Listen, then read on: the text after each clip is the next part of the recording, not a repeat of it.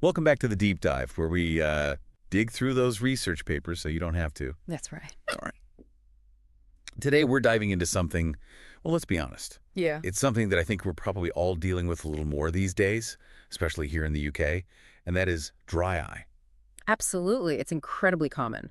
And it's only becoming more so. I think managing it effectively, especially in the NHS, really requires us to stay on top of all the latest research and really understand this condition because it can be quite complex. You really can. And, we throw around terms dry eye, conjunctivitis sicca. Are those the same thing? Well, you're right to sort of pick up on that because we do use them a little bit interchangeably. But I think clinically speaking, there are some subtle but important distinctions.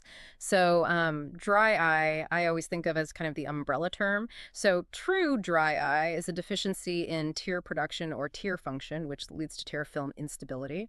Whereas KCS, or keratoconjunctivitis sicca, that simply means dryness of the conjunctiva and cornea, so it's a little bit broader, and it encompasses varying degrees of dryness. Okay, so it's kind of a descriptive term as opposed to dry eye, which is talking about the mechanism. Precisely. Okay. And then just to throw in a couple of other ones as well, xerophthalmia, that's dry eye associated with vitamin A deficiency. Thankfully, we don't see that so much in our UK practices. Yeah. And then xerosis, that's kind of at the other end of the spectrum. That's the severe dryness and keratinization that we might see in very extreme cases.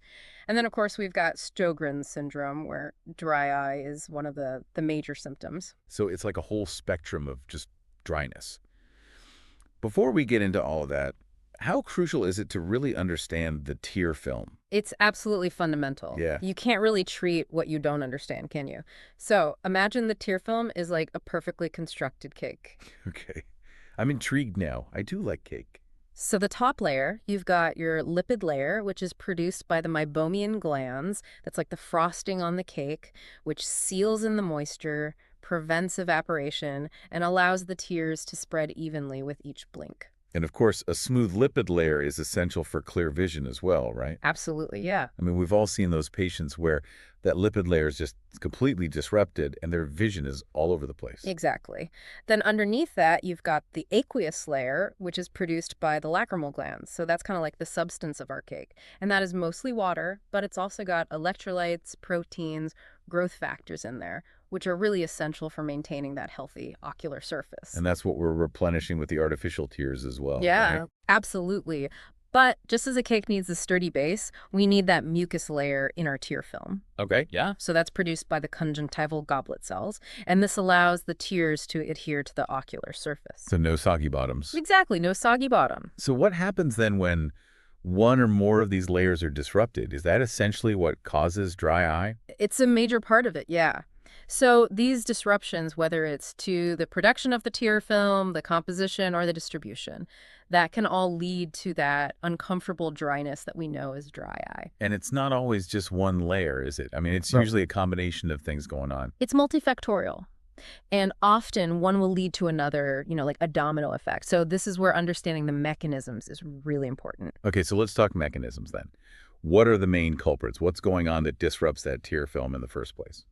Well, we see four primary mechanisms: tear instability, tear hyperosmolarity, inflammation, and then ocular surface damage. Okay, so tear instability. That's basically when that lipid layer is not doing its job. That's it. So if that lipid layer is compromised, the tears evaporate too quickly and you get those dry spots on the ocular surface. And that is your classic evaporative dry eye. Which, we're seeing all the time, particularly with, the amount of screens that we're all Exactly. looking at these days. And reduced blink rates, yeah. Yep. So tear hyperosmolarity, this is when you have an increased concentration of solutes in the tear film. So imagine like adding too much salt to your recipe. Right. It kind of throws the whole balance off. Instead of delicious cake, you've got something It sounds like real smooth cake. greasy. Yeah. Yeah, and that can then, because of that imbalance, you then get damage to the ocular surface. And what does damage cause? Inflammation. Right. And here's the interesting thing is that inflammation can then perpetuate that cycle. So you get further tear film instability, further hyperosmolarity. So it's a vicious cycle. You get dryness, inflammation, more dryness, and it just goes on. And this is where, I always think of the Due to US guidelines. Yes. Can you just refresh our memories on that? Because obviously that's something that Yeah. we're all dealing with day to day. Yeah, for sure practice. So I think the DDoS guidelines are really good because they take this complex condition and they break it down into this practical, stepped approach to treatment. Right. And that allows us to really tailor our management to each individual patient. Perfect. And that's what we're going to talk about after the break. So those DDUS guidelines, they really help us out in the clinic, don't they? Especially, when we're thinking on our feet and we've got all these patients to see. Yeah, absolutely. And I think that's the point, isn't it? It's taking this complex condition and breaking it down into these manageable steps so that we can tailor it, as we were saying, to the individual patient. So it's not a one-size-fits-all. Okay, so talk us through those DDUS steps. Where do we start? Okay, so DWS outlines 4 levels of management. So level 1 is all about those really foundational, non-invasive interventions. So we're talking about educating our patients, lifestyle modifications, and of course, the artificial tears. Right, the cornerstones of managing dry eye. But even with those basics, there's a lot to think about, isn't there? Oh, absolutely. And I think, especially here in the UK, patient education is just so important because the reality is that patients are facing these long waits for specialist referrals within the NHS. So the more that we can do to empower them to understand their condition and manage it effectively at home, the better. Yeah, and that often starts with just some simple lifestyle changes, right? Absolutely. So reducing screen time, taking regular breaks, using a humidifier, making sure people are drinking enough. They seem like small things, but they can make a huge difference. Small changes, big impact. Yep. And then, of course, we've got the artificial tears. Yeah. The bread and butter of, supplementing those natural tears. Yeah. But there are so many different options. What's your take on, how we can advise our patients, especially in terms of cost effectiveness on the NHS? How do we make sure they're getting the right thing? Well, I think first of all, we have to address the elephant in the room, which is preservatives. Oh, yes, the preservative debate. Because we know that those preservatives can be irritating, especially with frequent use, which a lot of our dry eye patients are going to be using these. So ideally, we want to steer them towards preservative-free options. But they are more expensive, though, aren't they? Yeah. Which is not ideal when we're thinking about cost. Yeah, and that's where, the NHS prescribing guidelines come in. We have to kind of try and find that balance, don't we, between what's ideal and what's actually accessible for our patients. But thankfully, we do have some good preservative-free options available now. Okay, so that's level 1. Yeah. Those essential lifestyle things and the artificial tears. When we move to level 2, what are we thinking about then? So level 2 is where we're going to start incorporating some additional therapies. And this is where we're really thinking about targeting those underlying inflammatory processes that we talked about earlier. Because it's not just always about adding in more tears. It's about what's causing the problem in the first place. Exactly. So this is where we might think about introducing anti-inflammatory agents, things like topical steroids, short-term use, maybe oral omega-3 fatty acids for their longer-term benefits. Omega-3s always go down well. Easy to recommend, and most patients know about them anyway for general health. Absolutely, yeah. And then at this stage, we might also think about things like punctal plugs. Punctal plugs, they always sound so space-age to me. They do, don't they? They sound very futuristic. Yeah. But they're really just these tiny little devices that we insert into the tear ducts to help block that drainage and preserve those natural tears. So you're just stopping the tears from leaving the eye as quickly. Exactly, plugging the drain. And for some patients, particularly those with aqueous deficient dry eye, that can be really life-changing. Although, I will say that, even though punctal plugs are a level 2 recommendation in DOBS, the availability on the NHS can vary quite significantly. It kind of depends where you are, which trust you're under. Right, yes, the ever-present reality of NHS resources. And I think that's why it's so good for us to be aware of these things so we can advise our patients properly. Absolutely, yeah, and keep up to date with what's available in our local areas. So if level 2 is not providing enough relief, what are we thinking about then at level 3? What happens? Okay, so level 3 is where we're getting into those more sort of specialized therapies that are aimed at promoting healing. And we tend to reserve these for more sort of severe, persistent dry eye. Okay, give us the rundown. What's involved?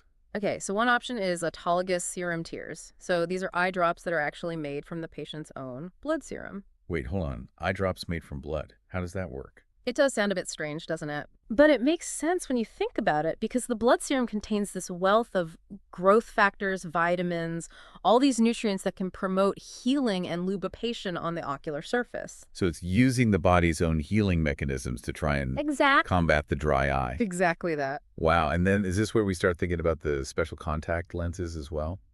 You're on the right track, yeah. So these are the scleral lenses, and these are designed to basically vault over the entire cornea. So they create this fluid reservoir that keeps the ocular surface bathed in moisture. It's almost like a constant soothing bath for the eyes. That does sound quite soothing, actually, Yeah. when you put it like that. A nice way to think about it. And I guess that would be for those patients where, they've got quite severe dryness, or maybe their corneas are compromised in some way. Yeah, absolutely. But as you can imagine, they do come with their own considerations. They require very careful handling. They can be expensive. So often they are reserved for those more tricky cases. And again, the access to these on the NHS, it does vary. Right, okay. So we've covered level 1, 2, and 3. What about this final level, level 4?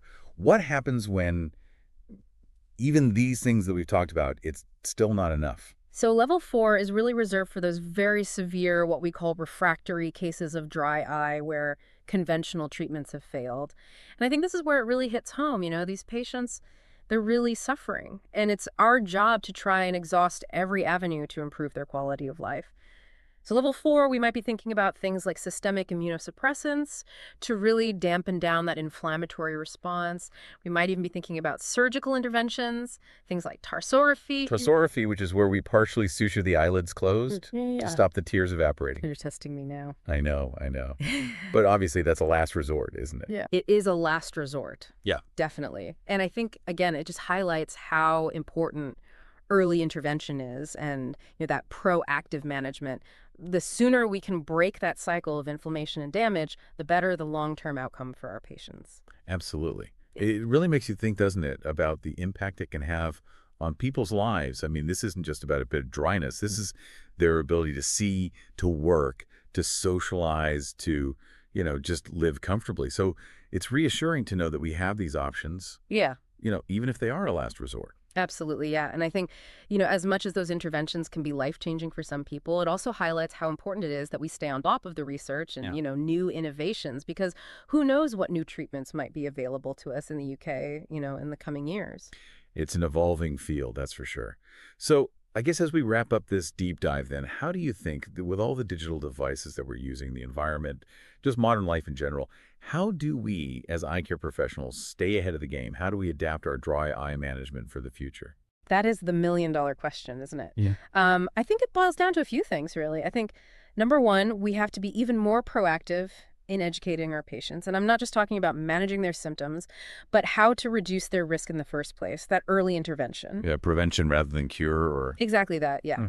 And secondly, we need to make sure that we're aware of the latest research, new treatment options that are coming out, even if they're not necessarily available on the NHS yet. Because, knowledge is power. And lastly, I think, it's about being an advocate for our patients, making sure that they can access the best possible care, no matter where they live in the UK or what their financial circumstances are. I couldn't agree more.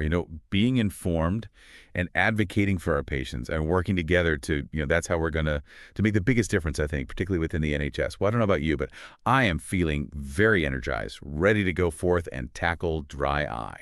Music to my ears. Thank you so much for joining us today and for sharing all of those insights, because I think that's been, well, definitely eye-opening. My pleasure. I always love a good chat about dry eye, so thanks for having me. And to our listeners, thanks for joining us on the deep dive, and we'll see you next time.